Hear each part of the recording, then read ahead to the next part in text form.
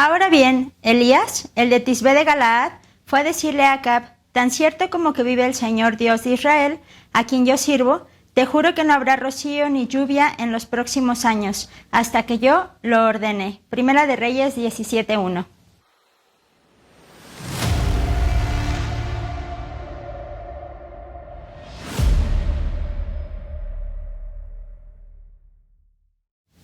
Hola hermano, Dios te bendiga.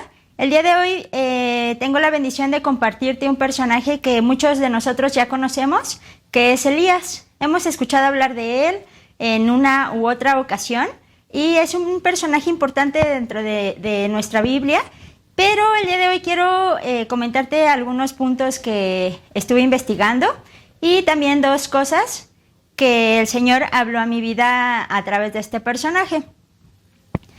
Uno de ellos es que Elías es un profeta del Antiguo Testamento. Él ministró en el reino del norte de Israel cuando fue dividido. Él estuvo ministrando en la parte norte y esto fue acerca del año 900 a.C. Él nació en Tisbé de Galaad y preparó a un nuevo profeta. Su nombre de ese profeta nuevo fue Eliseo. Además de esto, podemos conocer también de Elías, que hemos escuchado que él subió al cielo. Él no murió, sino que fue subido al cielo, ¿verdad? Y esto lo encontramos en Segunda de Reyes 2, del 11 al 14. En esa ocasión, cuando Elías subió al cielo, fue en presencia de Eliseo, y dice la palabra que de repente llegó un carro con caballos que parecía de fuego, y entonces fue llevado Elías en un torbellino. Eso me parece muy sorprendente. Quiero comentarte algunos de los milagros de Elías, que fue que uno de ellos fue que apartó las aguas del río Jordán, sanó las aguas de Jericó, multiplicó el aceite de la viuda, revivió a un muchacho, sanó a la gente que había comido un guisado envenenado, dio de comer a muchos hambrientos, sanó de lepra a Naamán, hizo flotar un hacha y guió a los reyes en la guerra. Todo esto lo podemos encontrar en el libro de primero de Reyes y segundo de Reyes. ¿Qué significa el nombre de Elías?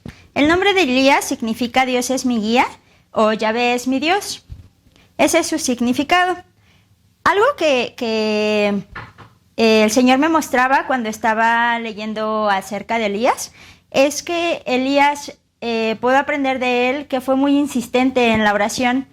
Cuando Dios lo envió con Acab y Jezabel a que les dijera con mucha valentía que ya no iba a estar lloviendo, solamente fue necesario una vez, pero cuando pidió Elías que volviera a llover a Dios, tuvo que hacerlo por 7 veces. Eso fue algo que me fue muy sorprendente, porque dice la palabra que Elías enviaba a su sirviente a que observara en el mar si ya estaba la lluvia. Entonces oró a Dios, mandó a su sirviente, observó que todavía no llovía y volvió a orar.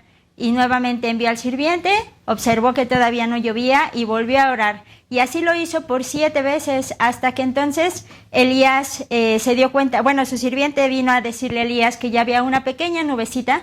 Entonces Elías se dio cuenta que Dios ya lo había escuchado, ¿verdad? Seguramente si todavía no hubiera habido esa nubecita, hubiera seguido insistiendo en su oración, ¿verdad? Hasta conseguir lo que estaba buscando de parte de Dios. Eso me habla a mi vida, que a veces queremos recibir respuesta del Señor desde la primera vez que hablamos con Él, en la segunda, pero podemos hoy aprender de Elías que Él lo hizo por 7 veces, entonces insistamos en nuestras peticiones para con Dios, hermano. Otra cosa es que el Señor hablaba a mi vida, es que Elías tuvo mucha autoridad y valentía de parte de Dios. Esto lo encontramos en Primera de Reyes 7:1, cuando el Señor manda a decirle a Acab y a Jezabel que recordemos que Acab había sido malo ante los ojos del Señor, actuaba mal. Entonces, a su vez también su esposa. Entonces, tiene que ir Elías a decirle a ambos que iba a dejar de llover, que ni el rocío ni lluvia iba a haber en esos años, ¿verdad? Hasta que él volviera a decir que ya iba a haber lluvia. Entonces, eso fue muy valiente de su parte para haber podido hablar ante Acab y de su esposa. Eso fue mucha valentía y tuvo una gran autoridad de parte de Dios. Y pues eso el Señor me mostraba, esa autoridad con la que muchas veces tenemos que hablar, esa posición que tenemos que tomar como hijos de Dios para poder hablar ante personas pues que no son gratas o que no han actuado de manera grata ante Dios, ¿verdad? Entonces te comparto esos 2 puntos el día de hoy. Tomemos esa autoridad de parte del Señor cuando así nos lo requiera, ¿verdad? Algo también que hemos escuchado acerca de Elías es que después de que no llovía, pues obviamente ya no hubo agua y empezó a haber carencia de alimentos. Pero cuando Elías fue a decirle esta noticia a Acab y a Jezabel, ella se enojó tanto que pues no quería actuar de manera correcta contra Elías. Entonces Dios lo aparta, le dice a Elías vete y lo aparta y le dice que se escondiera en el arroyo de Kerit y que bebiera del arroyo y que entonces los cuervos le alimentarían. Eso fue algo que también me sorprendió mucho de parte de Dios, ese amor que haya tenido para con Elías, porque dice la palabra que los cuervos venían y le daban carne y le daban pan, ¿verdad? De hecho hay un corito que conocemos y también le dice que pues bebiera del arroyo, ¿verdad? Pero cuando se secó el arroyo fuerte de la lluvia, entonces Dios lo envía a Sarepta de Sidón. Entonces le dice que vaya ahí y que va a encontrar una viuda que le va a sustentar. Esta viuda, también conocemos esta historia muchas veces en la escuela de los niños, en la escuelita bíblica, acerca de que la viuda pues lo recibe, pero le dice que ya no tiene mucha harina ni tampoco aceite, ¿verdad? Entonces Elías le dice que primero le cocine a él un pan y después a su hijo y a ella, ¿verdad? Entonces podemos ver ahí otros milagros que hizo Elías cuando le dice que no se preocupara porque ese aceite y esa harina no iba a escasear y que el aceite no iba a disminuir, ¿verdad? Y así lo vio la viuda. Entonces pudo tener esa confianza en Dios, ¿verdad? Después de eso, a la viuda se le muere su hijo y entonces viene Elías y hace nuevamente otro milagro que es el que su hijo volviera a revivir, ¿verdad?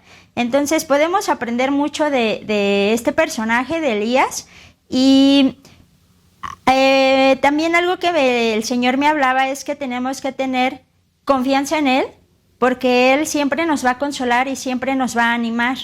Va a suplir las necesidades prontas que tenemos y todas aquellas que nos distraen del mensaje que el Señor quiera darnos, ¿verdad? Muchas veces nos pasa que estamos en medio de pruebas, de tribulaciones y entonces eso nos hace pues distraernos del mensaje o de la ocupación que el Señor nos quiera dar, ¿verdad? Entonces a través de este estudio de Elías podemos ver que el Señor